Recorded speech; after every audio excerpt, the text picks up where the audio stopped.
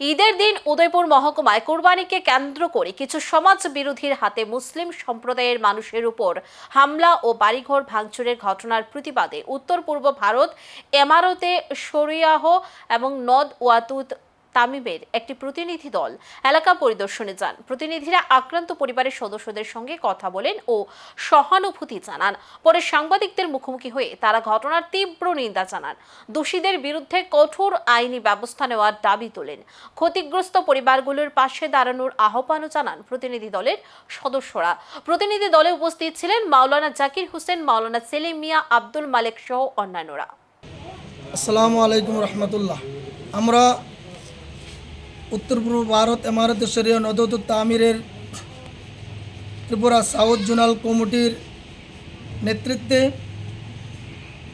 গোমতী জেলা কমিটির সহযোগিতা আজকে আমরা উদয়পুরের রাজনগরে কুরবানি ঈদকে কেন্দ্র করে যে একটি অপ্রীতিকর ঘটনা ঘটল, সেই ঘটনাস্থল আমরা পরিদর্শন করার জন্য আসার পরে এখানে যারা আক্রান্ত আছেন বিশু ভাই এবং আমাদের মাসি, আমরা ওনাদের সাথে টোটাল বিষয়টা নিয়ে কথা বলি। আমরা সব কিছু ঘুরে দেখি আমাদের প্রতিনিধি দল। ঘুরার পরে আমরা যা বুঝলাম, এই মুহূর্তে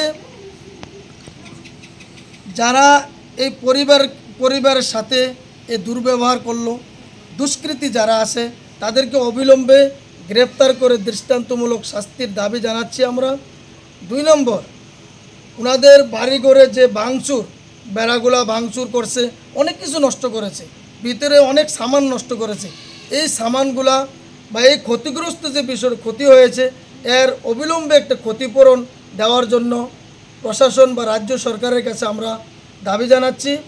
পাশাপাশি ওনাদের আলোচনার মধ্যে আমরা যতটুকু খবর পেলাম, এই মুহূর্তে এখানে প্রশাসন নিরাপত্তার জন্য রয়েছে, কিন্তু গতকালকে রাত্রেও ওনাদের বাড়িতে নাকি ঢিল মারা হয়েছে। তো এই বিষয়টা প্রশাসন যাতে আরও একটি কঠোর নজরদারি করে, এটা আমাদের সংগঠনের তরফ থেকে আমরা আবেদন করছি।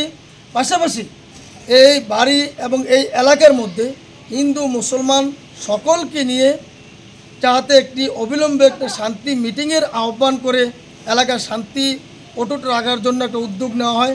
প্রশাসনের কাছে, রাজ্য সরকারের কাছে আমাদের বিনম্র আবেদন আমরা করছি।